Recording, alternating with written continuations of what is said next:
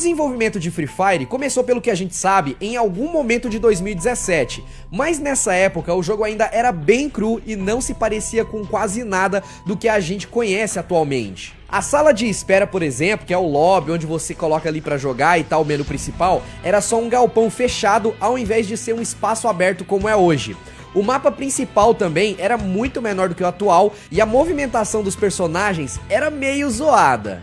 Mas não tem problema, né? Nessa época aí o game ainda tava no alpha, então praticamente ninguém jogou, só a galera que tava testando mesmo e desenvolvendo. O público só começou a ter acesso parcial ao game na versão beta, lançada mais pro final de 2017. Essa versão foi meio que um teste fechado, onde só pessoas de alguns países puderam participar, como a galera do Vietnã e da Tailândia. E nessa versão o jogo já estava bem mais polido do que a versão alpha. Nela os gráficos já tinham dado uma melhorada, como por exemplo, eles adicionaram ali uma vegetação no cenário, a movimentação geral dos personagens também ganhou uma melhora e ficou até que mais aceitável. A única coisa que ainda era visivelmente ruim nessa versão eram as texturas. Se você olhar bem o chão e as paredes, parece que era um jogo de Play 1, né? Mas essa versão também tinha uma modificação interessante, que é a tela de espera, que finalmente mudou daquele galpão fechado e tedioso para um campo aberto que a gente conhece hoje, mas que é sempre atualizado ali conforme os eventos vão acontecendo. Até esse exato momento aqui, poucas pessoas tinham conseguido jogar o game, então ele era cheio de bugs irritantes e problemas crônicos também.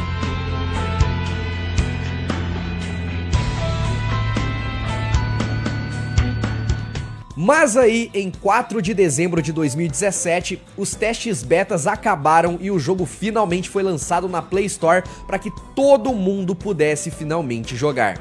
Essa versão já contava com um monte de melhorias que a gente tem até hoje, mas o que mais melhorou nessa versão realmente foi o desempenho dele. Vários dos bugs e problemas que os participantes reportaram para a Garena durante a beta fechada foram corrigidos e otimizados para o lançamento global.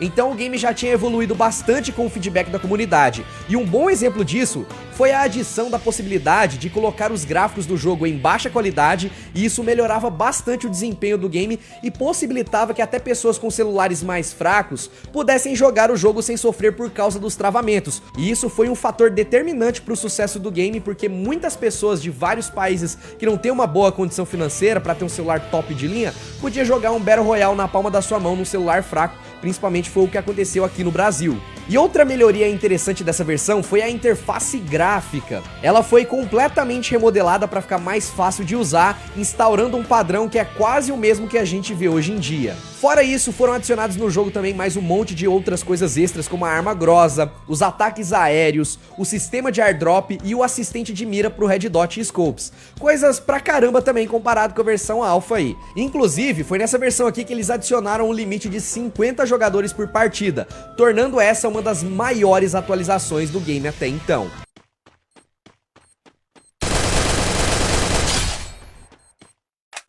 Só que agora a gente chega em 2018, um ano que foi bem cheio pro jogo por causa de um monte de updates insanos que aconteceram. O ano já começou com um update gigante em 8 de janeiro que trazia um montão de coisas novas. Essa foi a primeira versão a adicionar o sistema de guildas e eventos no game. Agora você finalmente podia formar squads com seus amigos de uma forma mais organizada.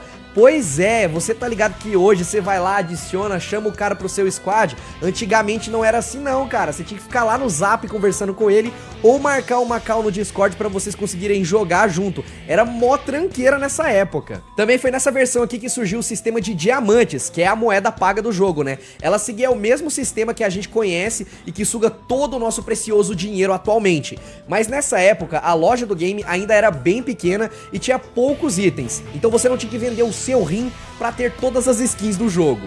Mas voltando para alguns aspectos mais técnicos, um monte de coisa foi retrabalhada nessa versão, como por exemplo, a mecânica dos veículos, o que deixou o game muito mais dinâmico e divertido de se jogar. E como se isso não bastasse, no mês seguinte já saiu uma nova atualização que adicionava 4 novos personagens que você já deve conhecer bastante, mas que eles chegaram aqui nesse mês de fevereiro, que foi o Andrew, a Kelly, a Olivia e o Ford. Esses 4 personagens deixaram o game um pouco mais bonito e diversificado. Porém, teve mais coisa também, olha só que da hora. Essa versão aqui foi a primeira do game a adicionar as granadas e a metralhadora chamada de M249, que inclusive eu detesto usar ela, tem gente que curte, mas eu não curto. Ela é boa pra destruir carro, né? Mas ela chegou aqui então nessa atualização em fevereiro de 2018. E já que a gente mencionou os veículos aqui, foi nessa versão que chegou o Tuk Tuk, que é aquele carrinho de 3 rodas que a galera usa muito lá na Ásia e tal, meio que é um táxi, que é muito conhecido inclusive na Índia, né, aquele carrinho. Até aí tava tudo super bem, da hora pra caramba, fazendo muito sucesso,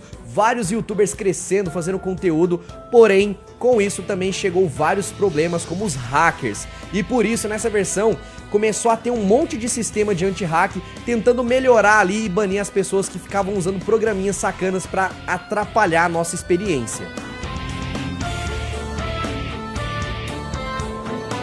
Depois disso, em março daquele ano, chegou uma nova atualização que era mais focado em melhorar os gráficos do game, para que, de acordo com eles, era para deixar a experiência do jogador parecendo que o game fosse um pouco mais bonita e realista. Mas a grande evolução dessa versão aqui foi a adição do modo ranqueado do jogo, o que deixou tudo mais competitivo e incentivou a garotada a ficar melhor no game por causa das premiações que tinha quando você conseguia subir de rank ali e ficar entre os tops. Além disso, esse update também ele aumentou bastante o Bermuda Island e adicionou uma nova personagem feminina, que era a Nikita. Foi um update bem bacana que adicionou muita coisa e depois ainda vieram vários iguais a esse.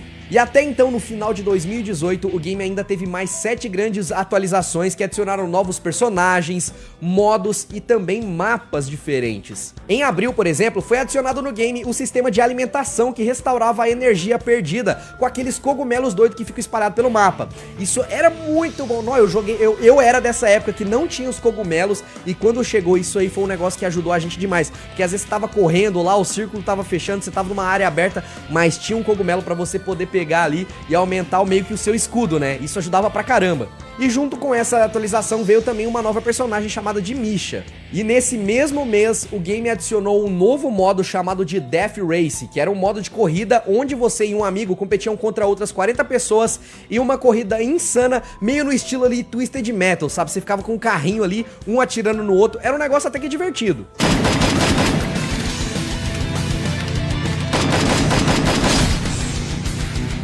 Mas os desenvolvedores não ficaram satisfeitos só em lançar o novo modo de jogo não, e aí chegou uma parada que o hype tava lá nas alturas, que era a adição de um novo mapa, que aconteceu ali mais ou menos no meio de maio e junho, onde chegou finalmente, que é muito conhecido por vocês hoje, o mapa Purgatório, e um outro novo modo de jogo chamado A Hora do Rush. E aí depois chegou um upgrade que tiveram 2 novos personagens e diversas melhorias e rebalanceamento também nas armas pra tentar deixar o jogo mais equilibrado e divertido pra quem tava jogando, porque sempre tinha aqueles caras, ai, tira a granadeira, ah, não sei o que, a M40 tá muito apelona e tal, então eles começaram a balancear o dano das armas, tirava uma arma ali e colocava outra, e meio que aqui começa aquele momento onde a galera começa a brigar, porque, ai, não pode tirar a arma não sei o que e tal, foi aqui que começou a discussão. Merda, porra! Merda! Mas nesse ponto do game aqui já era muito parecido com o que a gente tem agora, e as maiores mudanças a partir desse ponto são adições de alguns modos novos ali de jogo, como por exemplo o Clash Squad e o Death Uprising também, e um novo mapa no jogo chamado de Kalahari.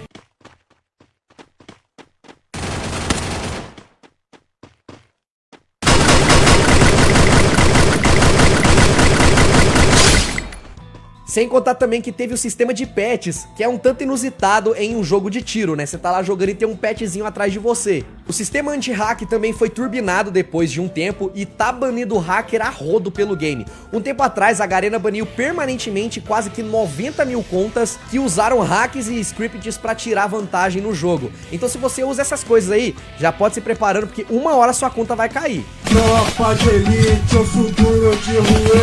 Pega um, pega geral, também vai pegar você. Vale também mencionar aqui que o game sempre tem vários eventos temáticos insanos que variam a cada época do ano, e esses eventos não só trazem itens novos, como também muda a decoração dos lugares, como o lobby e até os próprios mapas tem uma interação bem legal, né? Se eu fosse listar todos os eventos, eu acho que esse vídeo ia ter umas 12 horas. Mas um dos eventos que eu curtia pra caramba é o do Halloween, principalmente que agora a gente tá no mês de outubro, sempre costuma rolar, tem lá umas caveirinhas, uns negócios mais espalhados pelo mapa. No final do ano, no Natal, o mapa inteiro fica com neve, é muito legal, sabe? Dá uma identificação com a época do ano, é bem divertido. Comenta aqui embaixo qual desses eventos você mais curte.